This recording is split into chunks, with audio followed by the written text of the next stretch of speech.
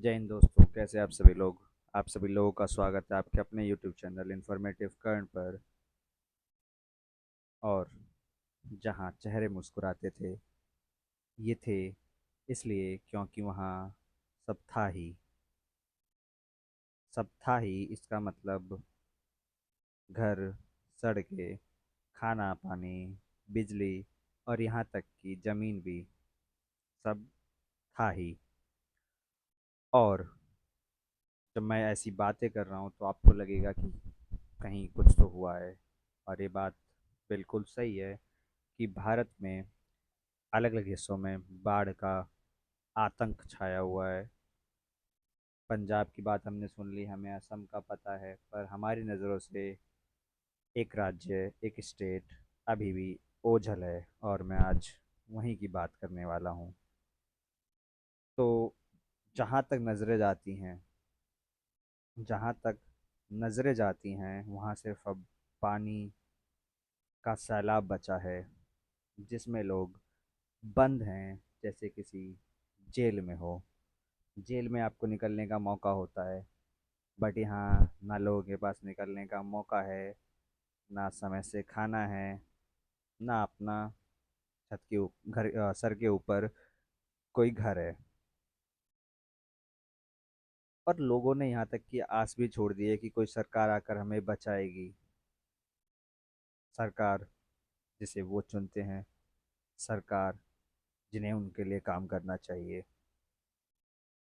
और ये बात कोई एक दिन या दो दिन की नहीं है, ये बात है कई सालों से और आज के टाइम पे कई महीनों से चली आ रही समस्याओं का। तो समस्या जहाँ होती है तो जिम्मेदारी ठहराने की बात आ ही जाती है। और बिहार में बाढ़ आने की जिम्मेदारी कौन लेगा?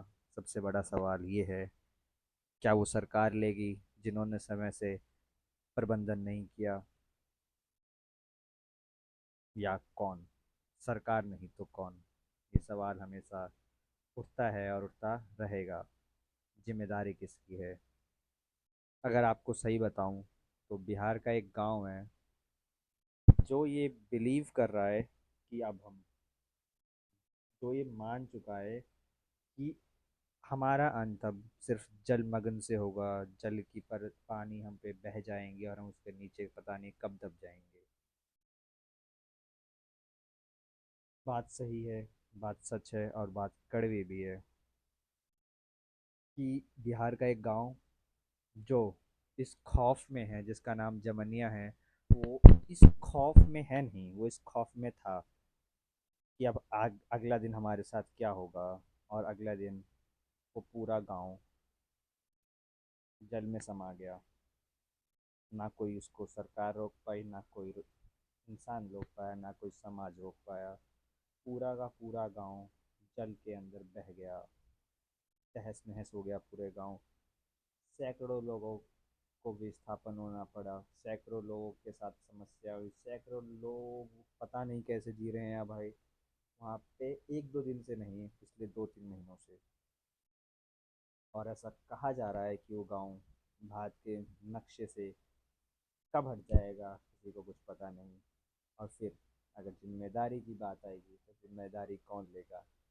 पंचायत शायद ना ले, विधायक को लेना चाहिए, कलेक्टर को लेना चाहिए, सांसद बिल्कुल लेना चाहिए।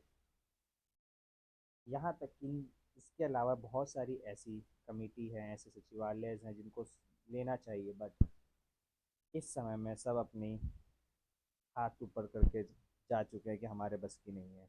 जिसमें एनडीआरएफ, एसडीआरएफ, आपदा प्रबंधन के मंत्री हो गए, राज्य सरकार हो गए, मुख्यमंत्री हो गए, पता नहीं किस चीज़ का इंतज़ार कर रहे हैं। शायद इंतज़ार कर रहे हैं लोगों के मरने का, और मरने के बाद उनको मुआवजा देने का। मुआवजा दो को किसको? मुर्दों को क्या? चलो माना कि तुमने 1,20,000 रुपये मुआवजा रख दिया है कि अगर तुम्हारा घर के साथ कोई भी दुर्घटना होती है तो हम तुम्हें मुआवजा दिया जाएगा। क्या उस घर की कीमत 1,20,000 थी? या क्या आप वेट कर रहे हो इस चीज़ का कि वो घर कब बहेगा, कब लोगों को मुआवजा दूंगा मैं। ये तो जिम्मेदारी की बात हुई। अब बात करते हैं कुछ जिम्मेदारी के बाद सहयोग कि अगर किसी के साथ नुकसान हो रहा है, किसी का नुकसान नहीं, किसी का ज़िंदगी तहस नहस हो रही है, तो सहयोग बहुत ज़रूरी होता है। सहयोग करेगा कौन? समाज के लोग, समाज का वो तबका जो समृद्ध हो चुका है और मदद करने के काबिल है। चाहे उसमें आपके अभिनेताएं, नेताएं, या बिजनेसमैन आए, उद्योगपति आए, कोई आए, कोई तो आए। वहाँ बिहार के लोगों का भी ये हो गया है कि कोई तो आए, पंजाब की तरह हमारी मदद कोई तो करे। चाहे नेता करे, चाहे अभिनेता करे, चाहे बिहार से गए बड़े बड़े लोग जो आज बड़े अच्छे लेवल पर हैं वो करे, कोई तो करे। बात यहीं ख़त्म नहीं होती है, बात आगे बढ़ेगी। तो बात यहाँ तक भी जाएगी कि जब पता है कि बाढ़ बाढ़ आती है तो उसके लिए बांध क्यों नहीं बनाया जाता। सबसे बड़ा क्वेश्चन है कि उठाया जाएगा, जो अभी तक आया नहीं है कि बांध क्यों नहीं। अगर प्रभावित इलाके की बात करते हैं तो अभी तक 25 लाख से ज़्यादा लोग, 25 लाख से ज़्यादा लोग प्रभावित हो चुके हैं, जिसमें 10 डिस्ट्रिक्ट आती है हमारी। जैसे कुछ डिस्ट्रिक्ट से हमारी भागलपुर, लखीसराय, सरौल, बक्सर, आरा, भोजपुर, पटना, वैशाली, ये मोस्ट इफेक्टिव हमारी डिस्ट्रिक्ट है। उसके बाद ये जो तबाही हो रही है, जो खौफनाक मंजर है, ये एक दिन, एक हफ्ता, एक महीने का नहीं है। ये पिछले 3 महीने से चला आ रहा है। और कभी आपने दृश्य देखा है कि लोग जिन घर को उन्होंने अपने हाथों से बनाया था, उस घर की खिड़कियाँ, दरवाजे खुद तोड़ रहे हैं, खुद निकाल रहे हैं। उन्हें पता है ये घर नहीं बचने वाला मेरा, तो जो चीज़ें मैं निकाल सकता हूँ यहाँ से वो निकाल लूँ, जिससे मुझे अपना नया घर पता नहीं कब बनाएंगे उसे बनाने में मदद मिल पाए।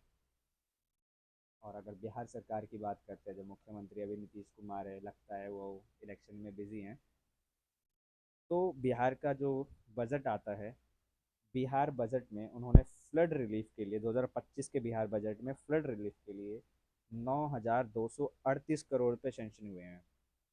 मुझे नहीं पता कि 9,238 करोड़ में से क्या सिर्फ 38 करोड़ भी फ्लड के सही से रिलीफ के लिए यूज़ होंगे या नहीं। और अगर भारत सरकार की बात करते हैं तो लास्ट ईयर भारत सरकार ने 11,500 करोड़ रुपए बिहार सरकार को फ्लड रिलीफ के लिए दिया था। सिर्फ पैसा है, लगता है सरकार की नीयत नहीं है। सरकार की नीयत जागनी चाहिए, मानवता आनी चाहिए। नहीं आएगी तो सरकार को वोट कौन देगा? सबसे बड़ा सवाल सरकार के को होना चाहिए। अगर हम फ्लड रिलीफ की बात करते हैं तो बिहार में ये आज का डेटा, टाइम डेट देखोगे आप, तो डेट में आपको साफ साफ दिखाई दे रहा होगा यहाँ पे 3/9, 5/9, 7/9, 9/9, ठीक है, और आने वाला है 11/9। ये 5 दिन का डेटा है। आपको बता दूं मैं, जो वार्निंग लेवल होता है वो 40.76 होता है, जहाँ पे वार्निंग दी जाती है कि ये एरिया फ्लड या बाढ़ आ सकती है इस एरिया में। जो पता नहीं किस डेट को पार हो गया था, 5/9 को। उसके बाद वार्निंग के बाद हमारा आता है डेंजर। डेंजर स्टार्ट होता है 41 से 76 पॉइंट पे। अगर इस यहाँ तक भी पहुँच जाता तो हम डेंजर में होते हैं। और एक्सट्रीम होता है हमारा 43.52 से ज़्यादा, ठीक है। तो आपको ये मानना पड़ेगा अभी कि जो नदियों का स्तर है, जो नदियों का लेवल है, वो डेंजर पार कर चुका और हम एक्सट्रीम में हैं। हमें नहीं पता कि कब हमारे सर से पानी ऊपर चला जाए और हम उसमें बह जाएं। कोई मदद के लिए नहीं है, चाहे सरकार हो, चाहे समाज के बड़े समृद्ध लोग हों। कुछ नहीं कह सकते, इसको क्या ही बोलें। कोई मदद के लिए आ ही नहीं रहा बिहार के लिए। बात सिर्फ इतनी है कि अब तो जागना चाहिए। जागना उन सभी लोगों को चाहिए जो अब तक सो रहे थे। सरकार, कलेक्टर, सांसद, विधायक, आपदा प्रबंधन मंत्री या सरकार के कोई और मंत्री जो उस एरिया पे, जो भारत के आपदा वाले क्षेत्र पे ध्यान नहीं दे रहे हैं। वो भूल गए हैं कि वहाँ पे एक वोटर रहता है जो वोट उन्हें ही करेगा। उस मदद भी उन्हें ही करनी पड़ेगी। सरकार को मदद के लिए आगे आना पड़ेगा।